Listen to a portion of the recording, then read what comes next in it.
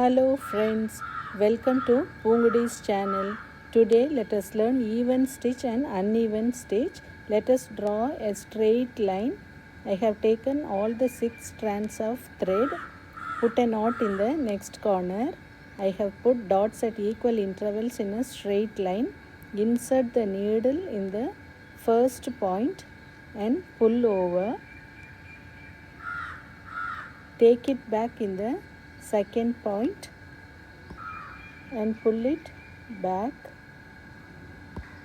and in the next point again insert the needle and bring it above the fabric, and in the next point take it back below the fabric.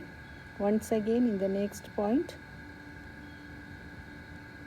insert the needle and take it above the fabric. Again bring the thread below the fabric. In this same method we'll finish the full length, and this is called even stitch, which is commonly called as running stitch. Here the intervals will be of same length and the stitches will be of the same length, and finally you can take it back and put a knot, and now we have finished the even stitch. Coming to the uneven stitch, here too I have taken all the 6 strands of thread, put a knot in the other end, insert the needle from back side of the fabric at any point and pull over above the fabric. Again pick some fabric on the line and pull over. The stitches will be irregular in this uneven stitch.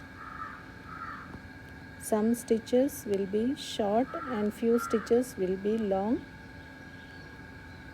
According to the movement of your fingers, the stitches will be irregular, and this is called uneven running stitch. The stitches can be long or short at any place. Hope you are clear about the stitches. If you have any doubts, please comment. If you like this video, click the like button and also share with your friends.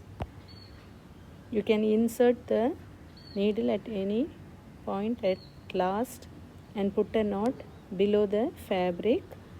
Now we have finished even and uneven stitches, and this is the back view of the stitch. It will be more or less the same.